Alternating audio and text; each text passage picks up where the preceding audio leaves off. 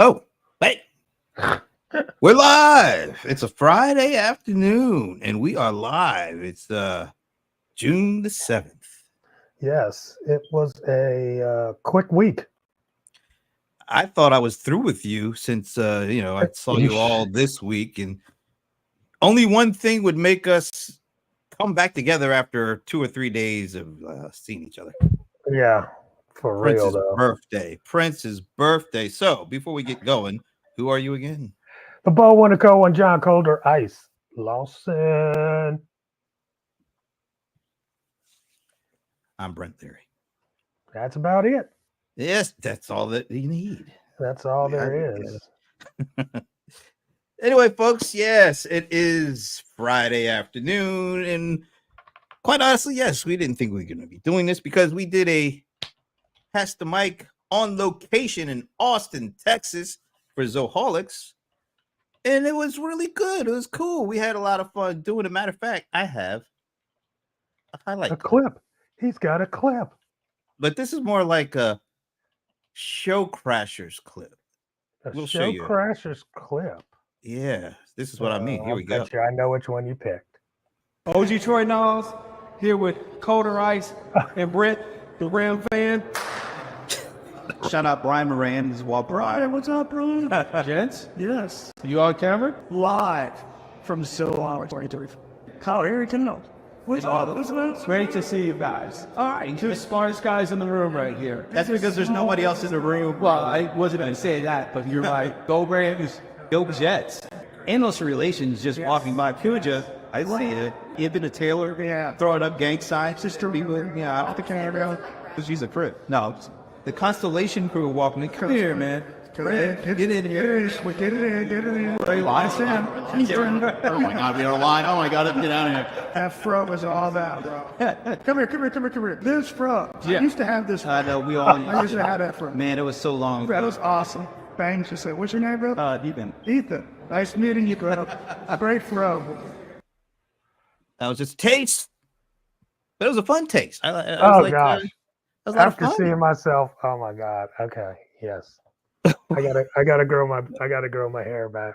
Oh, you felt a little Yeah. exposed, huh? Oh my God. Okay. Anyway, but yes, that was so good. Yes, a lot of guest intros, huh? I like how you just picked that kid out with the afro. You could. How could you miss him? You couldn't really miss him. I mean, man, come on. The fro was on display. It was fluffy and curly. I know he had the perfect fro. You know what I'm saying? So I was like, I definitely was like, bro, got to give him props on the fro. And then he was gracious enough to come by and say hi on camera. Absolutely. So it was Brian Moran who just basically hijacked this for a little bit. Yeah, that's my man, Brian. He's such a great guy, man. Even the Taylor on the sidelines, throwing up some kind of peace signs or Crip signs. I don't know what she was doing. She's like, I'm just saying peace. She was just saying peace. Yes. And then my buddy Ray Wong came in, and usually, Ray, I think he was caught off guard by, he thought we were going live. Notice how he like skedaddled once he thought we were live. Oh, he thought we were getting ready to go. No, I think he thought we were actually going. We were live streaming, not just recording. Oh, okay, yeah. Going live. That was fun. One thing about Zoholics is the people. It brings together so many cool people. From my kind of the industry analysts, and then the SMB influencers and their customers, and all the. I've known the company for a number of years. I have never met an employee of Zoho that I didn't like. Awesome. I don't think I could say that about any other company that I've dealt with. True. It's probably true. It's very probably hard. True. So all right, let's get in. Let's get it in. I'm ready to get in. We're back from Texas, and now today would have been the 66th birthday of one Prince Rogers Nelson. Wow. 66. Happy birthday, Prince. The man. I mean, I don't have an issue just calling it out and saying he was the greatest. The greatest musical talent of my lifetime. and there's been a lot of great musical talent. I'm not saying that, but he's But it for me. I mean, hey, people that have you know, from the fan to the celebrity, they all say it. Anybody that actually, you know, studied or was a fan of Prince will always tell you he's the greatest. He was the greatest. Matter of fact, they just did a thing with Lenny Kravitz, and he was talking about how he was feeling that night playing on stage live with Prince in 1999, and That was how an he was. awesome concert. Yeah, but it was like, you know, she asked him, "Were you intimidated?" He's like, "Well, yeah, you know, he was the greatest." So it's like that's pretty awesome for him to say that. And there's so many. I saw one where Elton John said that. I mean, come on, you know, just amazing, amazing people. Well, Who else? the classic one, and I don't know if it's ever been on tape, but you see it repeated all the time. It's apparently Eric Clapton was getting interviewed about, and the interviewer asked him, "What's it like to be the greatest living guitarist?" And he Yeah, said, "Well, that's I cool. don't know. You need to ask Prince." I That's mean, you know, crazy. it's Miles Davis. You know, he was also one of my, I call the Mount Rushmore of music, my musical Mount Rushmore. Miles is on there, of course, with Prince and Stevie, and I'd probably put John Coltrane on there as well. But when Miles Davis calls you out, and Miles said that Prince was a combination of Sly Stallone, James Brown. There's a third one, and then he threw in um, Charlie Chaplin. There's like these three musical people and Charlie Chaplin. Because you think about Charlie Chaplin, what he did. I mean, he was the guy who made the silent movies what Hmm. as big as they were. So when you got Miles Davis calling you, comparing you to the people, I think it was Hendrix, Sly, James Brown, and Charlie Chaplin. Really, when That, talking about Michael Jackson, there. why the hell would he be? No, I don't want to go negative. Well, I mean, you know, Michael did study Charlie a lot. Yeah, well, that's what I okay, but So I yeah, just that one seems weird to me. well, That Prince, that's Miles Davis. That's uh, when the genius sees things that we don't see. yeah, That's why well, him I've never throwing in really that was really, seen he explained it, why he said Charlie it. that much, so I can't really. Charlie was his own industry. If you remember, Oh, he was absolutely.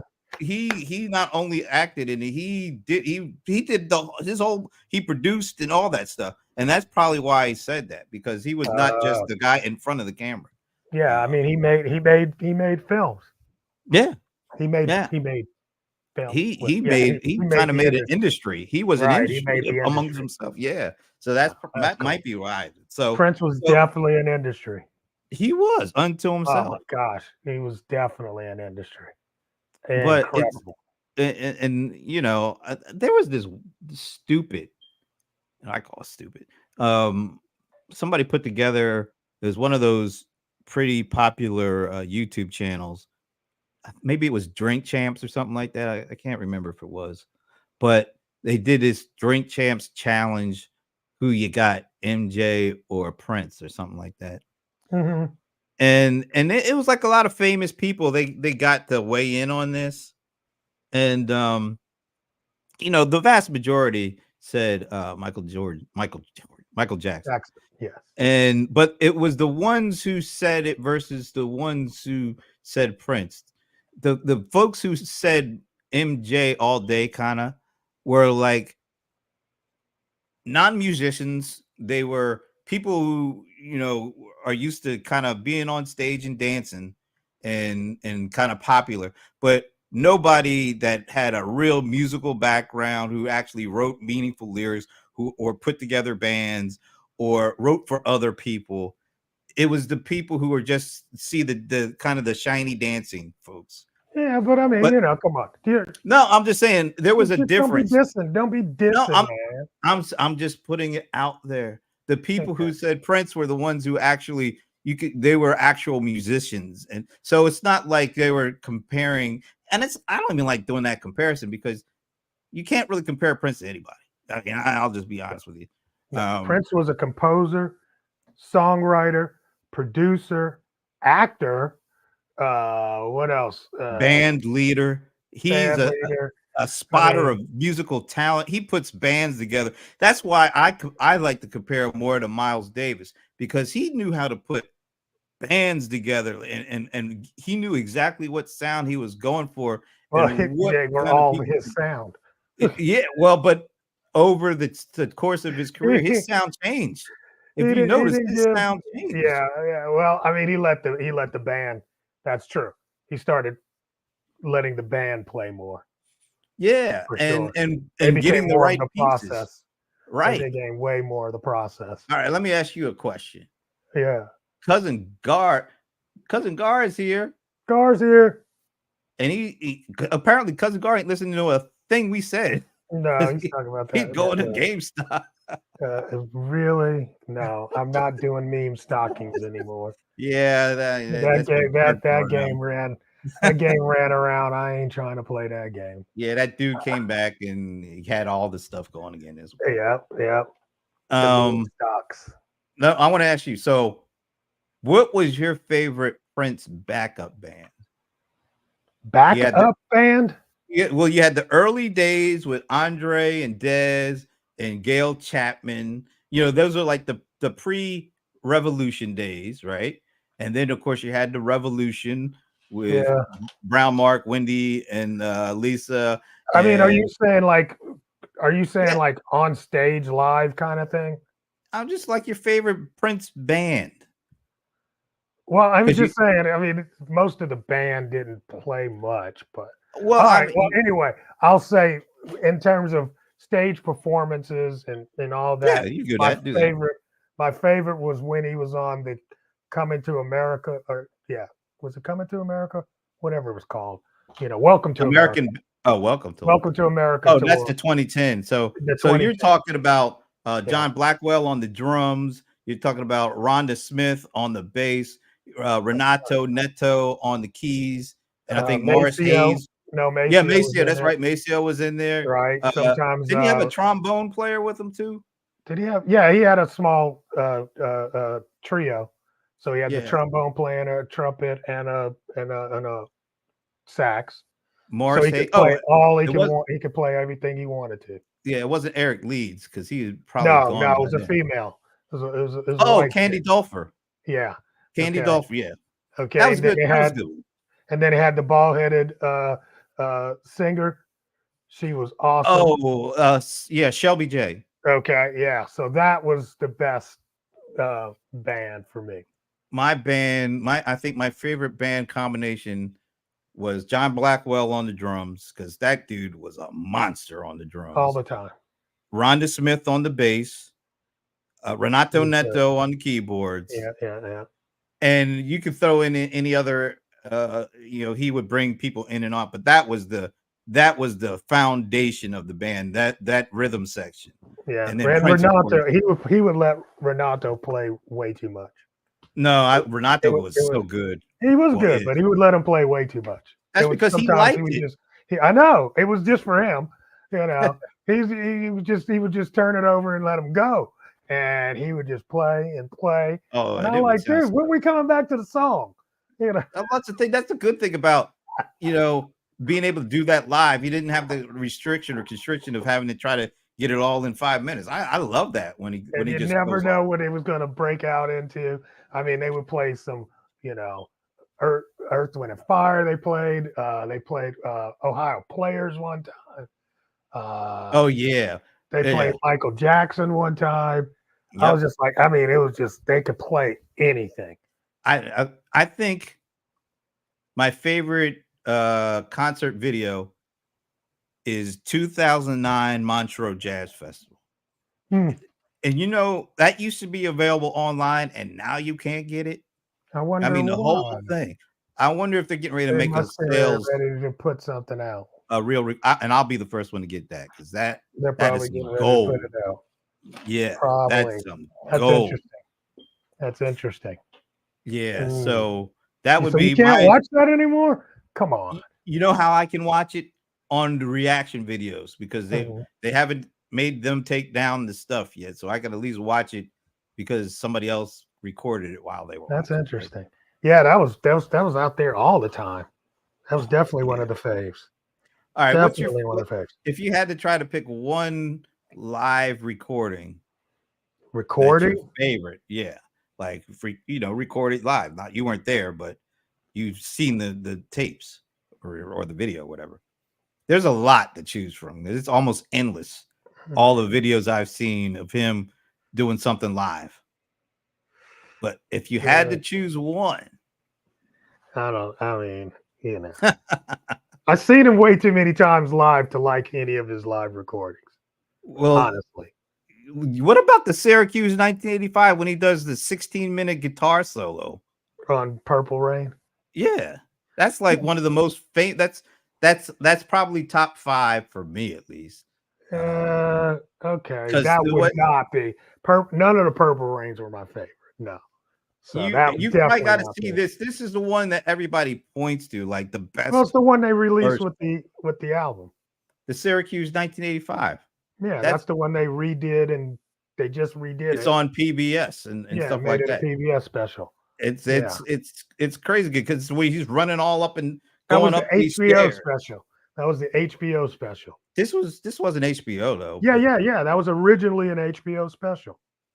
What, the one from Syracuse in 1985? Yes.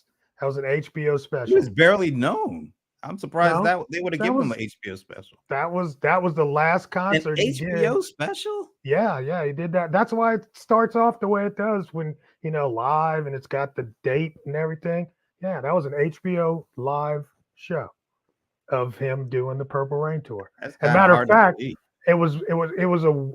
they say a week later he disbanded the group? No, not that one, not that show. Because he went on tour for the next. That's what I was getting ready to say. And then it was a week after that he disbanded them. Okay. But okay, so I'll give you this. I actually like there is a what's the one where he's in the polka dots. Which one? And he didn't tour America on this one. He's in the polka dots. Oh, yeah, musicology? No. Shoot. Sex. What's the one where he's naked on the cover? Oh, Love Sexy. Love Sexy tour. Oh yeah, that was 88. Well, there's one from like Paris or somewhere, and it's fantastic. That's probably one of my favorites. So Anthony is saying, okay. I don't know what Let It Go means, but Love Sexy. Yeah, we pulled that one out. Love Sexy. Let It Go. That's off of, Let It Go. There's actually a song off of Come. Let It Go. Yeah, off the which was a pretty not really that great an album, but there were a couple of dude, stop. Don't even talk to me. I said there's a couple of good songs on there. I would say like Dark is probably one of my top 5s of all That's time. One of your Prince top 5s of all time. Absolutely. Oh man, my God, really? Song. Woo! I never would have guessed. I'd listen to that thing over and over. I think that overall that album is decent. It got overlooked because Prince was just trying to get it out the door at the time. But I like Let It Go. I do like Let It Go. That was a great song. Yeah. And there's a couple. The lead song was good too. That is like 10 minutes long. What, Come? But that was a great song. It went through some peaks and valleys. Yeah, but I love. But it had a great groove. Oh, that beat. But honestly, yes, if you listen to, because I got all the songs, all the albums on one like MP3, and you can just go through them all, and I listen to them back to back to back, right, as a whole, and definitely the Come album is hard to get through. All right, let me ask you. Not as hard as Graffiti Bridge, but there was some great stuff on Graffiti Bridge. I'm not saying there was. There was great stuff on every album, but all right, what's your least favorite Prince album? Okay, does it have to be like known albums? Because if not, let's the MPG There's a lot of MP3 Well, ones let's say there. from 1999 But yeah, okay. previously. Yeah, we got to do. Yeah, My so you least got to pick favorite. from the from Like I 79 to said, 99. From I didn't. you got I didn't like you got to Graffiti choose an Bridge. album from 79 to I 99. didn't One like of the Graffiti. I didn't like Graffiti Bridge. man, that's got two of the all-time best Prince songs on there. I Joy and agree. Repetition and The Yes. Question of You. Yeah. There's just for those two songs alone, I can never say that's a bad album. Okay. I just didn't. I really didn't like him trying to do so much, like trying to sound like MC Hammer plus Teddy Riley. That whole vibe was just not a good. He was. Oh, I didn't like it. Anthony, what anybody out there? Cousin Gar is still doing game stuff. Round and Round round and was round. Yeah. that was right. That was on there. Was that on there? Oh man. Yeah, that was That on there. to me is the best version of a Prince song that somebody else. All right, we'll do that. is All Round right, and Round. Anthony, let us know what your least favorite Prince album Yeah, was what would yours be? between 1979 and 1999. We can't go too further than that, but You can't. You I can like go to 7 or whatever that was. 7. The Symbol album. Yeah, that was 1992. I mean, that's definitely in the 79 to 99. Okay. I'm sorry. Yeah. So let us know. Mine out of that group.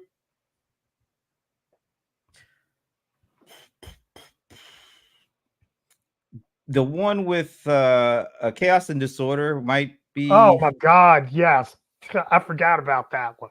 I can't believe we're even counting that as an album. There were some good songs on there. No, I can't. I mean, I like Same December. I like Dinner with Dolores. I like Dig You Better Dead. But that's pretty much it. Okay. I would probably say that. I would say that would be my least favorite Chaos, from the Golden Chaos Years. and Disorder would definitely be number 1 for me too.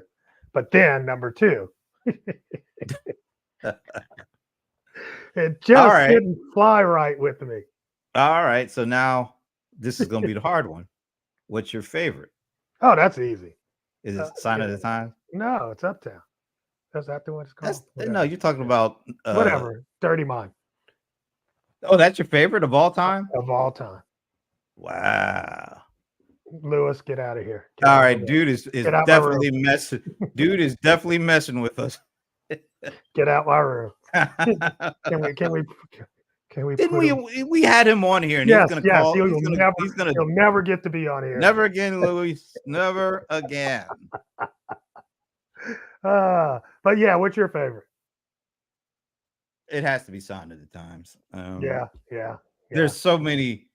I definitely would say that's the best album, but it's all about taking me back to where I was at that time when I heard that music, and that's why that will always be my favorite album. But after that, when you ask what's his best piece of work, it definitely was Sign of the Times for sure. Yeah. I mean, it just had so many unique songs that nobody ever made songs since then and before then, like the Ballad of Dorothy Parker, Forever in My Life. If I Was Your Girlfriend, what did he say? Okay to Redeem Myself. Okay, well, yeah, all right, of course. Well, yeah, I mean, if you had said otherwise, Jack, yeah, I don't think there's anything close to that show yet. Still, there's nothing close to that. And then, you know what? I don't think there ever will be, because these shows nowadays are all about 1,000 people on stage singing and dancing, and they're trying to do pyrotechnics. That Super Bowl was him and his backup band and 2 dancers. So I showed you the did you watch that episode where they were talking about doing the show, and the guy said that the electrical cord or something got disconnected just before he was about to go on, and he had to hold it the entire halftime show. Of course, it was only 18 or 13 minutes or whatever, but he was sitting there holding it the whole time. Yeah, 12 minutes. In the rain. Well, that's everything. Crazy. Them girls were dancing in like 6-inch heels in the rain. Prince was in the heel. What were their name? Oh, Diamond and Pearl or something like Diamond that. and Pearl. Okay. So I think that was who. But that was. the best, hey, I'm gonna tell you, Luis, if you want to see the best Super Bowl show, it was actually the day before. You're talking about the press conference The thing. press conference is fire. Well, the best part about that is he comes in and he acts like he's going to take some questions. He says, contrary to popular belief, I will take questions. And some clowns says, I guess No, this is he my was a shot. setup. He was a setup. Oh, so he did that. Oh, the guy was. Oh, okay. I Yeah, thought yeah. somebody actually was going to try to ask Prince a question. No, that was a Oh, setup. okay. Because the way he did that was so funny. As soon as he heard something, he goes. So like, 1, 2, 3, bam. Yeah. Just goes. But yeah, you should check that out online. All right. That is Now, very, Luis, very, I very have a good. bone to pick with you because I don't think the Michael Jackson halftime show was not even the second best. What I remember most about the Michael Jackson halftime was him standing there for 2 minutes not doing anything. Well, you Remember know, that's that? Michael. That's Michael's thing. And people were losing their minds, but it was like That's what Michael he does. ain't doing. And then it was lip syncing. See, that's the other thing. Most people do not perform live anymore at these events because they're afraid of technical issues or something like that. And he didn't sing live at all. I'm sorry. That was Michael was known for not singing live. yeah, You know what? he Here's was something I was dancing. thinking about. I just got to say this, and this is not about Mike, but I was just thinking about, how they're trying to compare, like Taylor Swift or Beyonce to Michael Jackson. Nobody is even close to Michael Jackson. You know why? Because I ain't seen nobody get fucking pass out and have to be carried out of the stage. You know what I'm saying? They used to pass out. They carry those people out. And he wouldn't even have to do anything, and they would. I pass out. know. That's what I'm saying. So that was part of his shtick. That's what made me think about it. He'd stand there, people go, and they crazy. were losing their minds. He stood there for like 2 minutes, and they were going. And he only crazy. had 15. But he said, Yeah. 2 minutes of that is going to be me just standing here. Yeah, and he looked cool because he had the shades on, and you were like, is he gonna move? Because he wasn't even moving. And then he did the little magic tricks where he popped up on this side of the stadium, that side of the stadium with lookalikes. I give it to him. That's the thing. That's why, now it's like they're just so different in terms of who they are, and what they brought to the world. But yeah, they're completely different. Yeah. And I think the world is better because they were different. And I see a lot, and we saw this, yes, Luis. That's part of the reason why Prince and Michael Jackson did not get along. Yeah, Prince felt like he was set up. They were haters. He felt he was set up on that one. I just heard the other. Oh, go ahead. I was just saying. Remember when he because Prince didn't expect to, and I think that might also be the reason why Prince wasn't going to be involved with the We Are the World stuff. He didn't like doing anything where he didn't have really all control of everything. And he didn't want to come up. It was only because James called him up that he came up. Right. They kept trying to get him to come. He wasn't coming. No, because he's one that doesn't want to do it unless he has complete control of the situation. And he definitely didn't have complete control of that situation. And I think he blamed Michael Jackson for that. It was good, though. It was good. That was the only time. Only time. The other thing is that Michael was doing This Is It at the, the O2 Arena or whatever that thing was. Wembley, right? And he did that simply because he wanted to have more dates than Prince had. Right. They were so petty when it came to They were petty. They were petty, man. Yeah, that was messed up how they treated. Oh yeah, that was cold. Yeah, that was cold. That was cold. Did you see that Netflix documentary on that? Yeah, that was cold. Oh, they told her she was gonna get to sing a part, have a part, just to keep her around and hopefully. And then they said, "Have you heard from Prince yet? Did Prince get over here? Is Prince on his way?" I know. Oh, Lionel owned up to it, so it is. Well, he needed to. It was like 30 years ago. But that's his girl. Prince story: a woman stalkers. Oh yeah, I saw that recently too. You see this? I think he was in some hotel or something. Yeah, and he keeps. Yeah, she was like, there's somebody. There's somebody in the wall. Yeah, but the best Prince story of all. The breast Prince story, or it came from your boy T-Pain. I think I sent you the link there where T-Pain ran into I think a Prince bass player or something at some club or something. He said, "Oh man, I love your stuff. Yeah, I play for Prince." And as he was talking to T-Pain, Prince calls, and he's like, "Oh my God, this is Prince calling right now." And he puts Prince on speakerphone. Didn't tell him he was putting him on speakerphone. Is it? Yeah, man, I'm here. I'm here right here with T-Pain. You want to say something to T-Pain? He's like, and I'm not going to use the same words. I don't want to talk to no MF and T-Pain. Are you coming here to jam or not? And he's like, oh, I better tell you. And T-Pain's like, T-Pain is telling the story, and he is cracking up. That's funny. He's like, why am I want to talk Best to T-Pain? Prince story. Best Prince stories. Best Prince story. Prince is playing at 3121, right? Oh, in Vegas for the Vegas. In Vegas, yes. I know what the And they brought Michael Jackson in. No, you mean not just they? Is Will I Am brought Jackson? Yeah. Okay, And Chris Tucker was there too, apparently. Right. And then Prince just showed his ass. Why is he playing the bass? He got up playing all up in his face. He's just a meanie. He's a meanie. I play a real instrument. Why is he playing the bass all in my face like that? Oh, he's just a meanie. That is so funny. Yeah, but hey, they made each other better. All right, I take it back. The absolute best Prince story of all time belongs to Charlie Murphy. You know what I'm talking about. That's the best one of all time. That will never be Basketball and pancakes. Yeah. And to hear Eddie Murphy tell it.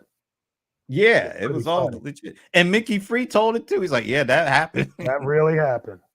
And afterwards, that really happened. He asked them if they wanted pancake. That's amazing, man. Amazing stuff. It's still hard to believe he's been gone over 8 years at this point. Yeah, that's crazy. Because it still feels like yesterday. It does, but you know what? There's so many stories, and the music is still. I think they just put out a new song about a month ago. 2. They put out 2. Yeah, so they keep dripping it out, and you feel like it kind of keeps them alive because it's stuff that we haven't heard before. They haven't even. I mean, that's like the tip of the iceberg. You know, it really is. But like somebody else said, a lot of that stuff was unfinished.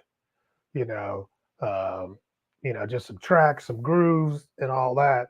But and then sure, a lot of it kind of sucked.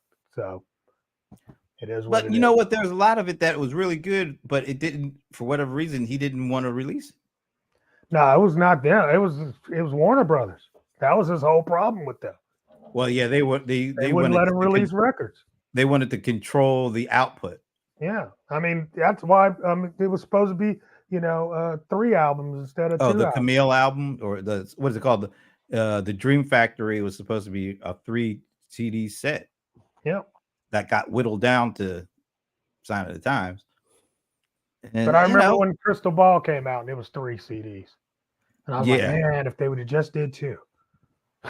Well, when Crystal Ball came out, that was under the MBG music set, and if you remember, that was 3 CDs. But they also had The Truth. Remember that acoustic CD that was a part of that set?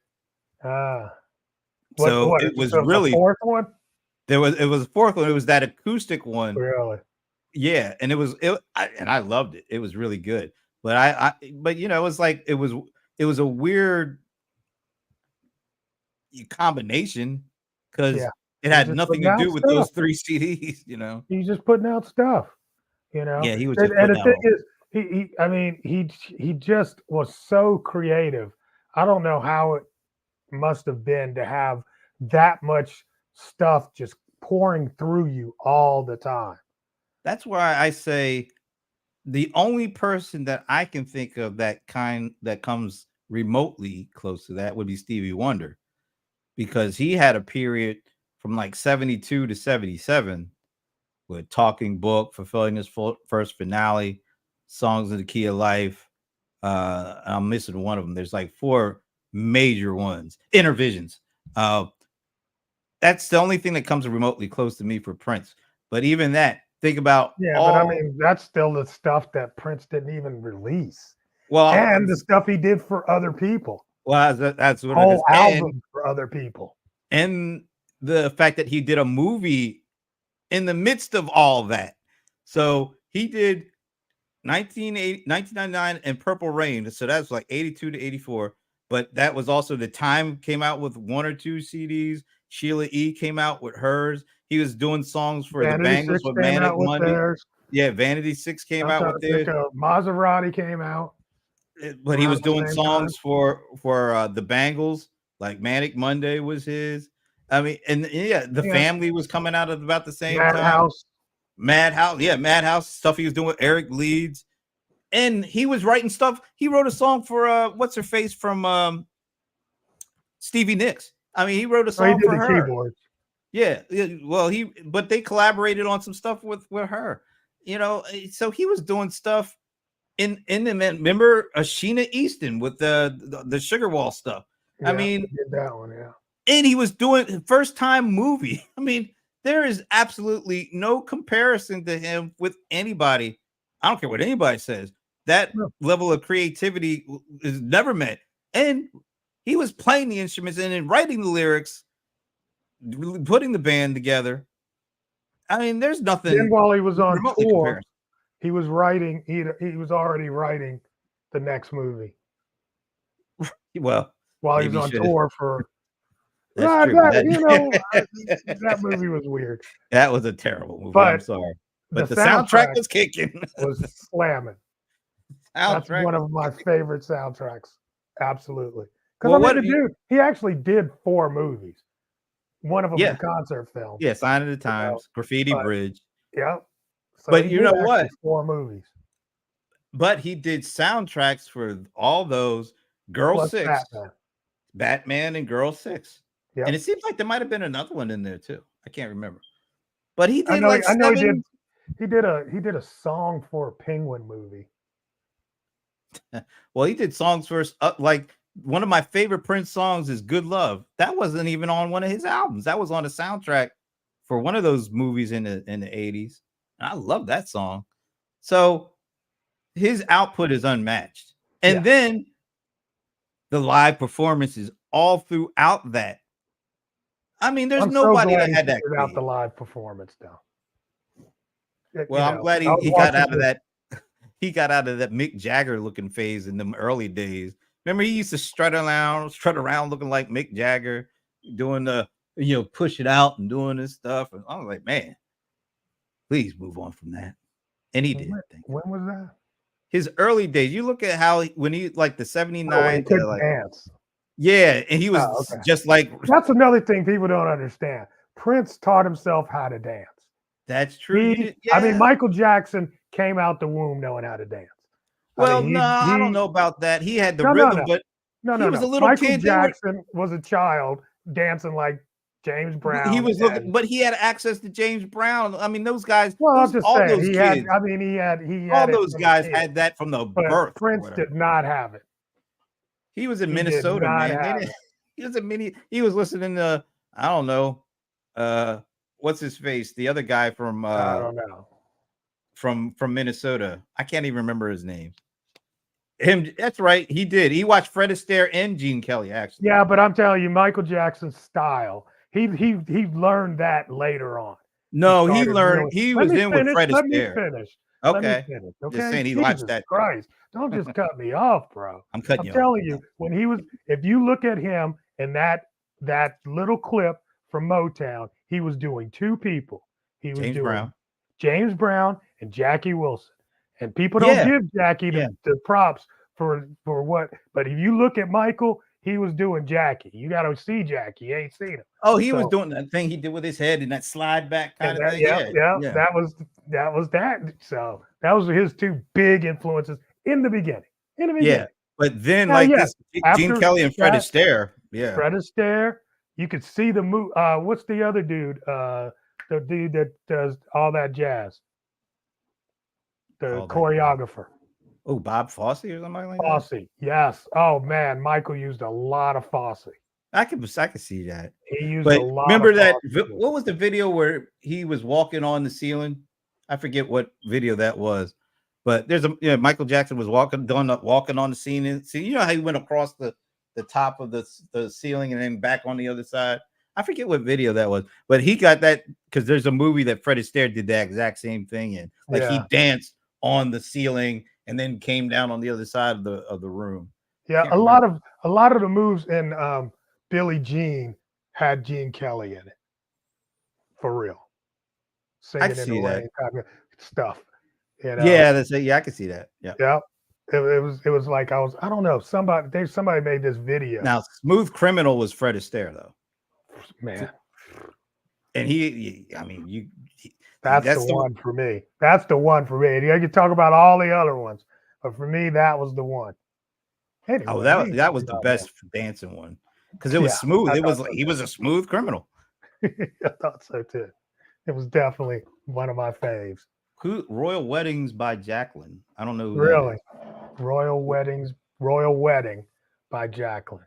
Okay. Who's that? Who's Jack? I don't even know who Jacqueline is. I'm guessing he's telling us about. Who's Jacqueline? Is it somebody new or?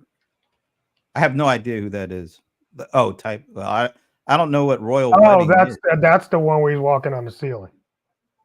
Oh, okay. That's the name of the movie. So he was in somebody else's video walking on? I don't know. No, Royal Wedding is a 1951 film where he's walking on the ceiling. Oh, you're talking about Fred Astaire. Oh, okay, yeah. All right.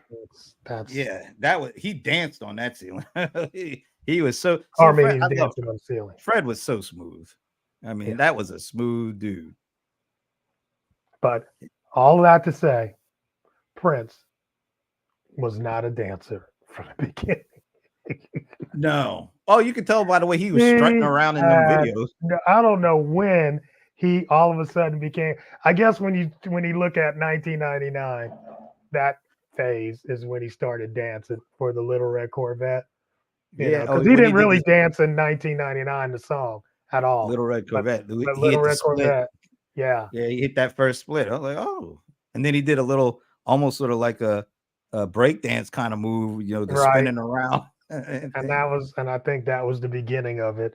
Because prior to that, I can't remember him ever doing any moves that you would want to replicate on the dance floor. But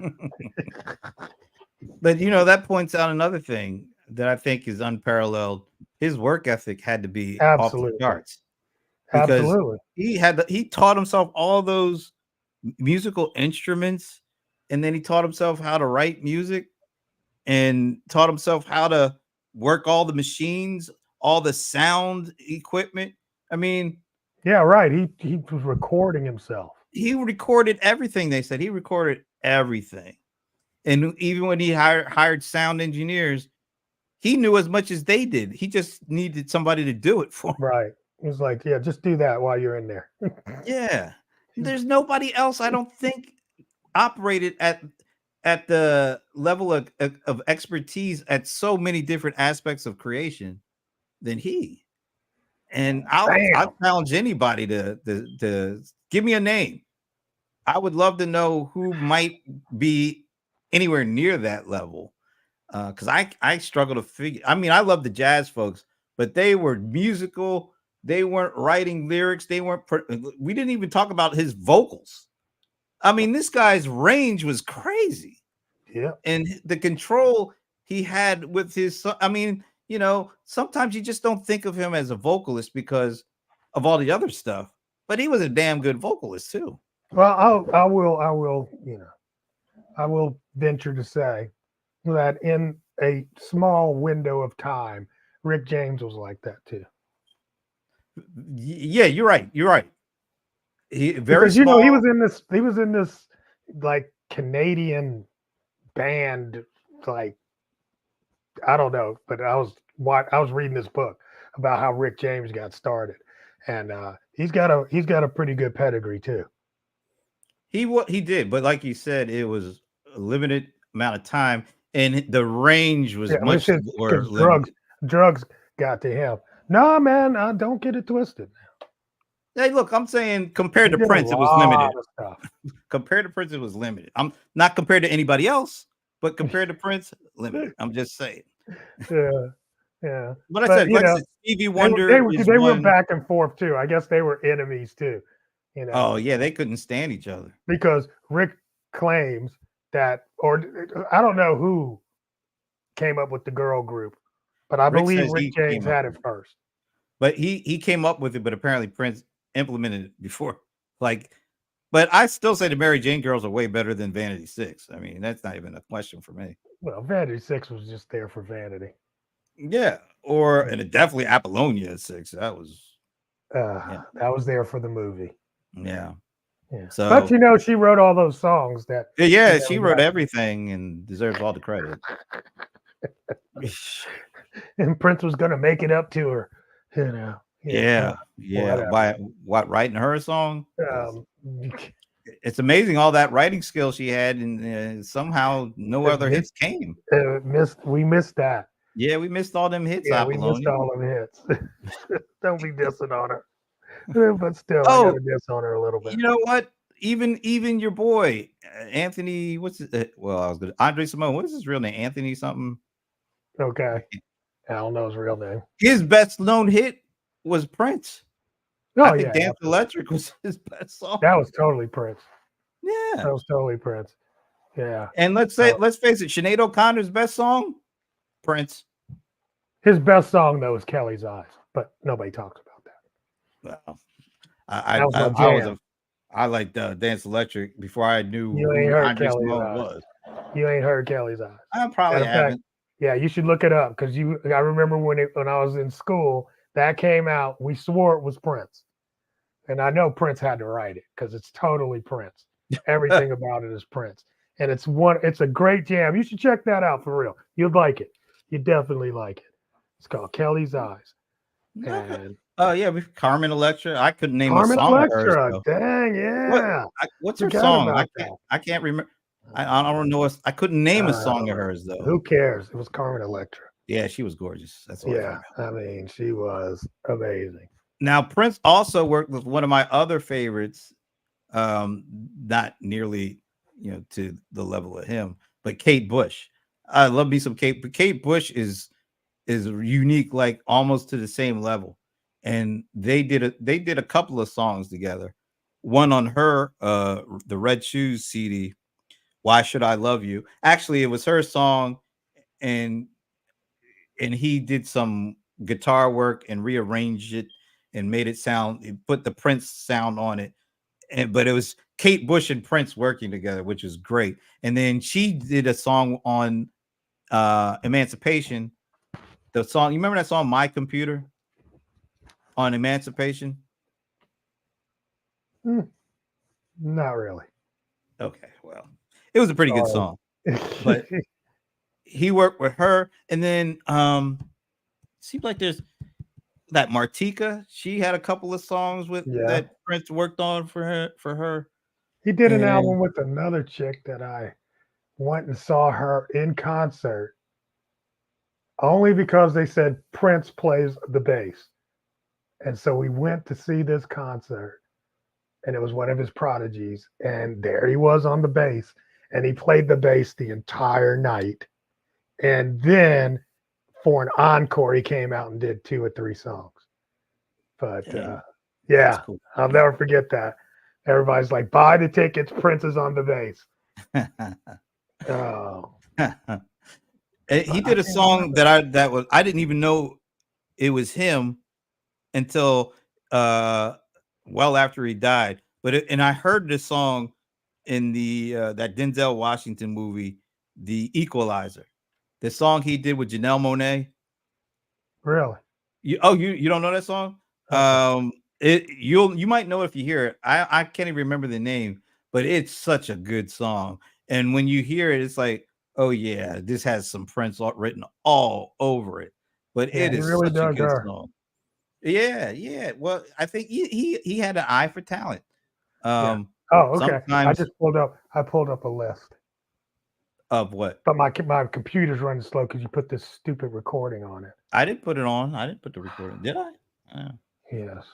Maybe it was on by default. But anyway, your computer's about to probably crash on you. Yeah, I hate that thing. But anyway, this year is the 40th anniversary of Purple Rain. And so it's hard to believe that album, that CD, that movie, those songs are 40 years old. And it's not just the CD or the Purple Rain CD, it's the B-sides that came on the 12 inches. Remember, Erotic City was on the other side of Let's Go Crazy. I mean, Erotic City is one of my top 10. 17 Days is my number one. Well, that was on When Doves Cry. Yes. Your number, all right, yeah. So that's your number one B-side? That's my number one B-side. I would say, see, this is hard for me because you've got that's my number one song, but your number one Prince song ever? Yeah. Nah, I can't. It's the meanings. It's the meaning of it. So it's a great meaning. I mean, I definitely I just love that song. Well, shoot, there's Erotic City. Started. I'm good. My favorite B-sides, Erotic City. She's Always in My Hair. That's I go back and forth between those two. And then there's How Come You Don't Call Me No More. I mean, think about the B-sides. Was Irresistible Bitch a B-side? Irresistible Bitch was a B-side. Yeah. I mean, think about those. Didn't even make albums. And they were all created in that same time frame where those albums in the movie and all the work he was doing with the time and Sheila E. And there's never been a period of creativity like Prince from, I'll just say the whole decade of the 80s, because he did 3 or 4 movies, depending on how you look at Sign of the Times, the movie, because he had he had Batman, he had Purple Rain, he had Parade, he had I love Batman. Sign of the Times. So there's 4 movie soundtracks. In addition, you can't get Batman anymore. Why not? Because it's not owned by Warner Brothers, it's owned by the movie division. So you never hear Bat Dance on any greatest hits album or anything like that. Well, luckily, so I've it's got really the overlooked when it comes to some of his best works. Yeah, Scandalous is one of my favorite Prince songs. Yeah, I love that song. I And love Party Lemon Man is Truck, great. Party Man, all that stuff. Vicky Waiting. There's most of that CD is great. But yeah, sometimes people don't even recognize that as a Prince CD for some reason, but all the songs are Prince songs. Well, that's what I said, because it's owned by the movie company and they never put any of that stuff out. Which is weird. I mean, why not? I don't know. Yeah, that's kind of crazy. That is crazy. That is crazy. But yeah, this is 40 years for Purple Rain, and it's kind of amazing. You know what else struck me? It's crazy. I was listening to something on the way home from the Uber guy had this on the radio. Remember that song? Remember that guy? His name is Case, and he had that song. Dude, it was Touch Me or something like that. I can't remember. Me, tease but, me. Yeah, that's it. But it's the beat from Schoolie D PSK. Okay. And it hit me. That song came out in 1985. That song is going to be 40 years old.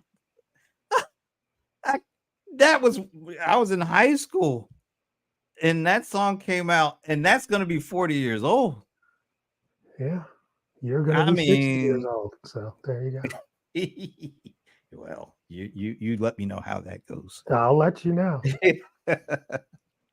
That is killing me, man. And that on top of the picture we took with the original Kings is letting us know. The times are weird. Times are weird. Anyway, Prince is forever young. His music. But before we get out, we can't forget some of the songs that were covered by other artists that Prince did. Like Tom Jones and Kiss. Okay, Tom Jones. I like Tom Jones's Kiss. It was all right. It was a little corny when I don't when think it Prince first liked it. because it come on, how could he like it Prince back didn't like then?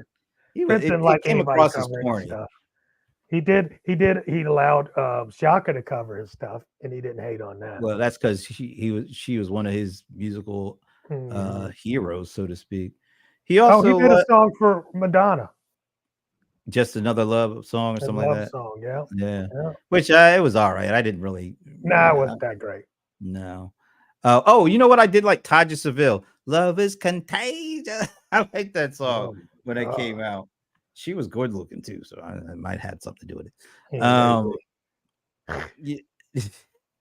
Well, Because I don't there. remember that one. You don't remember Love is Contagious? I know No. Anthony does, if he's still there. That was Taja Seville. That was like 87 or something like that. He did song. Oh, Patti LaBelle. Hey, Mister. Remember that? Hey, Mister, how's your Hey, daughter? Mister, how's your daughter? Well, wasn't Yeah, that in the movie? No. might have been, but that was a Patti LaBelle song, not a Okay. song. Um, and it seemed like he did a song for another kind of classic R&B person. But it's hard to keep up with all the stuff he did for other people, in addition to all the things he did under his own name. He did, remember what Graffiti Bridge? He did that song with George Clinton. What's the name of that He did a song? whole album with George Clinton, didn't he? Or George Well, Clinton definitely recorded an album while he was it- on Prince's label. yeah, maybe that's it. Yeah, remember he did. Yeah, he did the Shaka album and the Larry Graham album for NPG, Yeah. and they were good. They were great, actually. I Yeah. love those things. Yeah. I particularly like Shaka's because Shaka had a lot of good stuff on hers. I have to go back and check that out for real. Yeah, because some of the songs that were on there, he had written. I don't think he written for her, but they really fit her voice really well. Like the one about "Don't talk to strangers." Don't forget to don't forget to say your prayers that night. Remember, God, He made you, and the next thing He made everything all right. That was a great song. And then "Journey to the Center of Your Heart." I love that song. And the song he did called "Hair" on that with Larry Graham playing the bass. Dude, Listen to you that. lost me. Listen to that. Those are the And this is MPG who record. album? Oh, okay. MPG Shaka record. Khan, and it what was come to my house. I think that was the Which is name of it. crazy because I paid for all of those. I still have them. Larry Graham did a CD on that one as well. So yeah. Then he did a song with what's it, Angie? B. What's no, It was B Angie B. But no. Yeah. I'm not talking about that Angie. I'm talking about Who? the one that had the kid with D'Angelo. Yeah, that's Angie B Angie B. Angie Stone. No, Angie That's Stone. B Angie B. That's not B Angie B. B Bro, you Angie need to look. B. Bro, you need to look it up. Don't tell me about my hip hop. B Angie B Don't is tell me about my not hip hop. It's Angie Angie Stone. Stone. Yes, is- she was in the sequence. Yes, she was No. in sequence. B Angie B is Why the are girl you that was questioning me when I'm just because telling you? I'm trying to tell you B Angie B was the Oh girl my with MC God. Hammer. No, That was the okay, MC maybe. Hammer B Angie B. Okay, she was Angie B. She might have been, her name is Angie Stone. That's I'm what I'm telling saying. you, I'm saying Angie Stone was Angie B in sequence. That's all I'm I'm telling telling you that Angie Stone was what she was going by with the Prince song, you. and Okay, B that's Angie fine. I'm B saying was that's with the MC same. Hammer. That I don't know. Maybe it is. She was just Angie B. But I'm that's the not. same lady that was in sequence. She was one of the first female rappers, and definitely the first. I know you female told me the story, rapper. but that you're saying Angie B. I'm saying there was somebody called B Angie B, and that's what you said. Okay, I got you. You saying that Okay, that I'm part just- was wrong, but I'm saying that the person that is Angie Stone is the same person that was in that group. Yeah, that's fine. But he did a song with her that's like a She's killer song that most amazing. people don't know about. It's So just Prince it's and great. Angie Stone. Yes. Oh, wish you I know could what? remember. I'll tell you that too. If you look up "She's Always in My Hair" by D'Angelo, fantastic. Yeah, it's pretty good. I like it. I don't. It's good. I don't. Nobody else could do that. It still doesn't compare to Prince, but it's No, okay. but I'm saying nobody else could even make me like it. At first, when I first heard it, I was like, nah, but now I appreciate it. Did you like Sinead O'Connor's song? No, no, Come on, hated I her. can admit that I liked it when I heard it. I mean, Hated it. she did a great job with that song. Hated it. You just a hater. I am. I didn't. I don't know what it was, but I just didn't. I think because she never gave him his accolades. She acted Didn't like she he have some just. kind of crazy story? Like she Oh thinks yeah. Then Prince after tried to that, run her over or something? yeah, all that, and That was made no sense whatsoever. that's But when she just was losing her she didn't mind. make a lot of she didn't make a lot of sense, quite honestly. Yeah, I mean the whole time.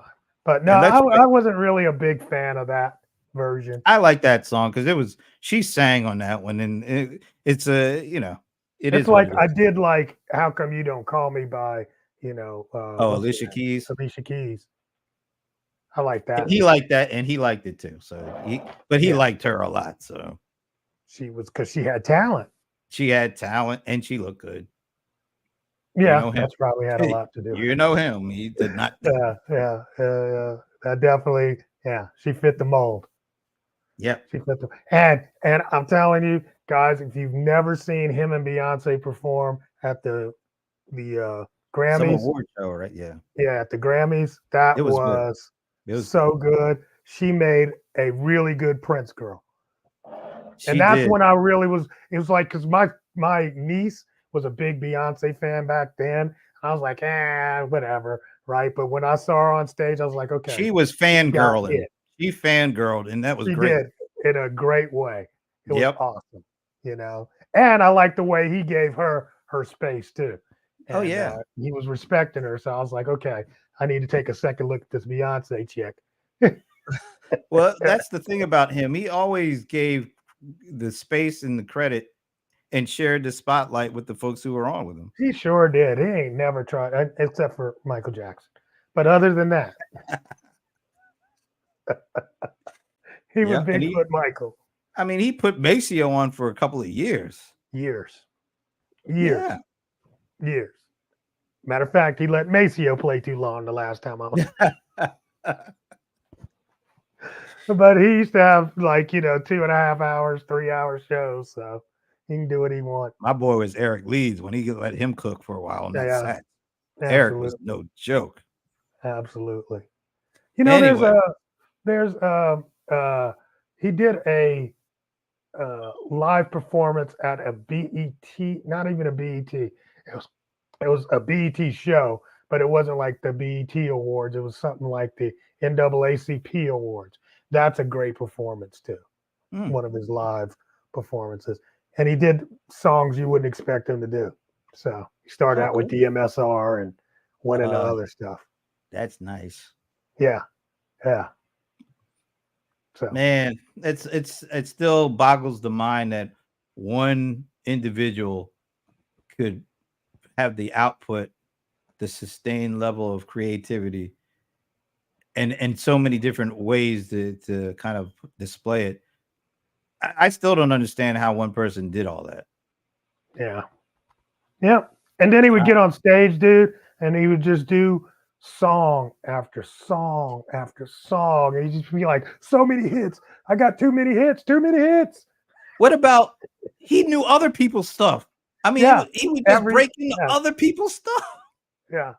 Perfectly too. So it's like the band was practicing all of this stuff all the time.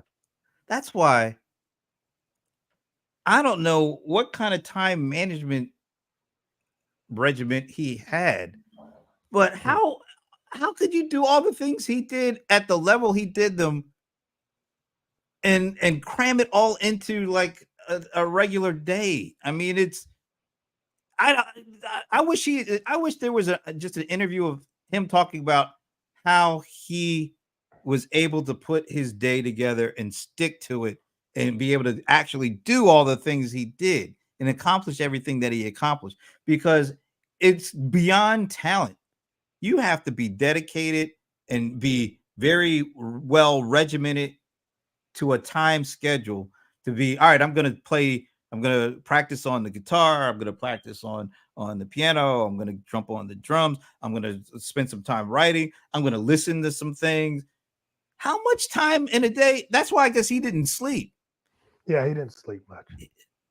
There's nobody that can replicate that because regular people got to sleep. Yeah, he was. It's driven. amazing. It's amazing. And we'll never see anything like that again from anybody. I don't care what anybody says. He's one of one. Don't compare him to anybody. I don't care who it is. Yep. Agreed. That's what I. And say. with that, we're getting out of here. Yeah, it's been a long week. And we were on for a long time. Yeah. Trying to think. Are you around next Friday? I think I'm back. I don't know. I think going I to am. Vegas. Vegas, where it's 150 degrees apparently. Enjoy. You should. All right. Well, everybody, enjoy the weekend. It's time for this. Peace, guys. Thanks for celebrating.